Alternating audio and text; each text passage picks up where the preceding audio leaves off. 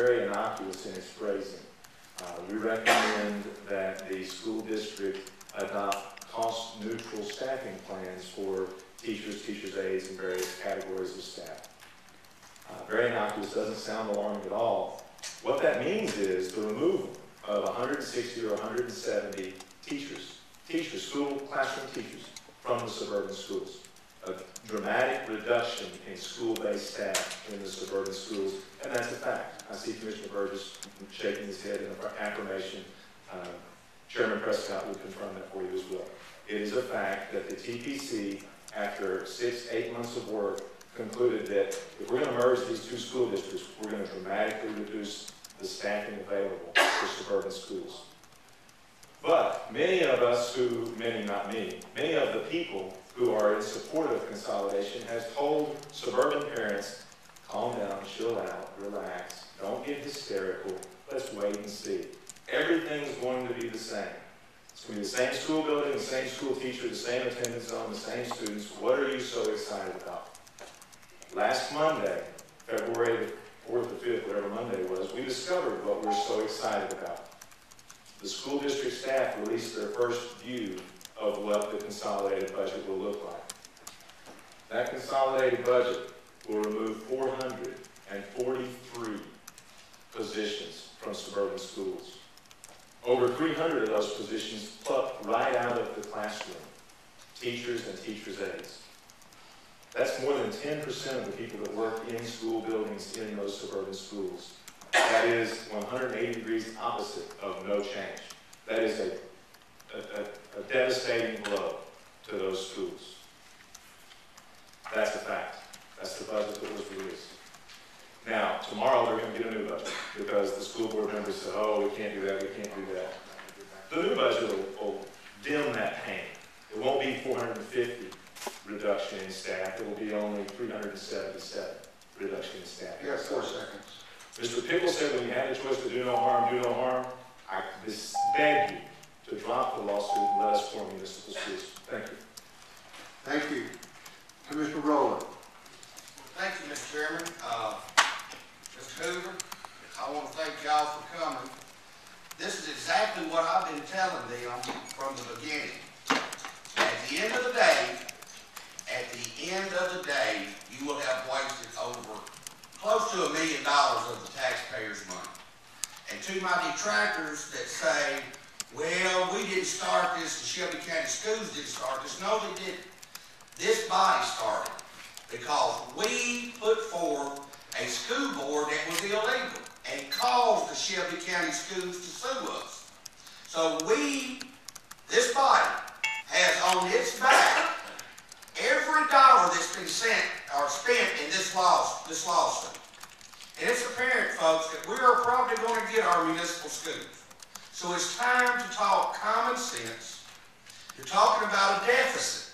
They're talking about a deficit. We're supposed to save us money.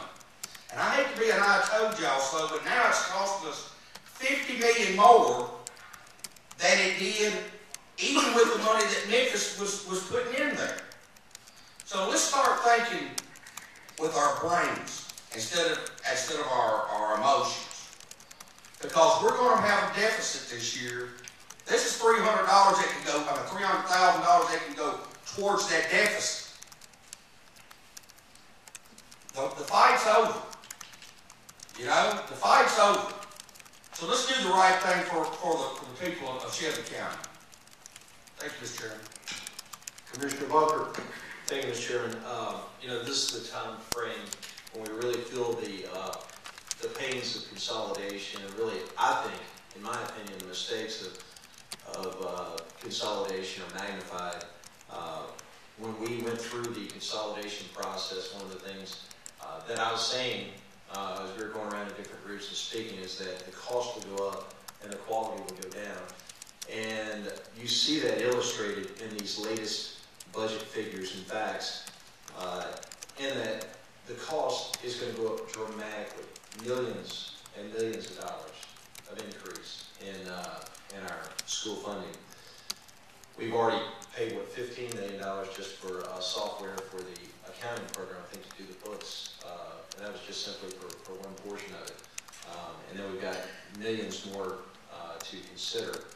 That'll be before us in the next few weeks and months. We're looking at cutting 370 is the latest figure, 377 positions from the current budget proposal. That may go up, may go down, depending on the budget process. When we say cut, cut from one part of the district that is staffed at a certain level, may be transferred to another part of the district, may actually be how it ends up. But that substantiates the claim that I was making that Memphis City schools will not be brought up by Shelby County schools, up to Shelby County school standards. Shelby County schools will be drugged down by Memphis City schools.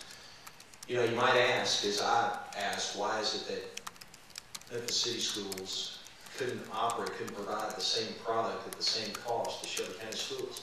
I mean, the same per pupil expenditure is, we have the same per pupil expenditure in Shelby County as we do Memphis City, minus the subsidy that Memphis City has been getting, which is not going to be continued. But let's just say, for the sake of argument, you know, here we're a year from now, all students, the dollar follows the student, and all students receive the same amount of money for their education. So why is it we can't offer the same education in Memphis City, within the current Memphis City district, that we do in Shelby County for the same money?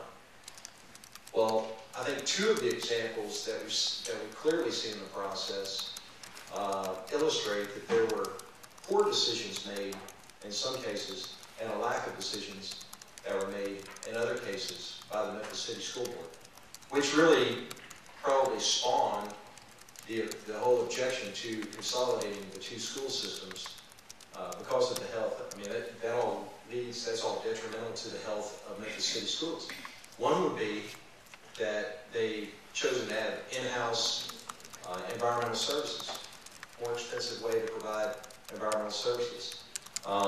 You know, another example would be them not, I think, having the political fortitude to close schools that needed to be closed a long time ago. If you fund those things, those schools with a low census, and you fund environmental services at a higher rate, and you do all of those things, you fail to make those tough decisions, those right decisions for your school system, it's more expensive to operate. And so the only way you can make things work, make the numbers work, is to take from the classroom to subsidize those poor decisions or the lack of courage to make the right decision. This is the exact reason why we opposed consolidation of schools. And I say we, I mean in the suburbs. We saw the cost was going to go up and the quality is going to go down, and the facts represent that clearly today. There's something we could do today and we should do today. And I'm going to make a motion to, and I'm going to ask for this without objection, and if we don't get that, then I'll ask for a supermajority vote to add it to the agenda. But I'd like to add a resolution to add a resolution directing our attorney, Leo Bierman, to take all measures necessary to withdraw the county commission's lawsuit opposing the creation of municipal schools. Second. Object. Commissioner, we have a resolution on the floor. Let's finish the current business and we'll come to your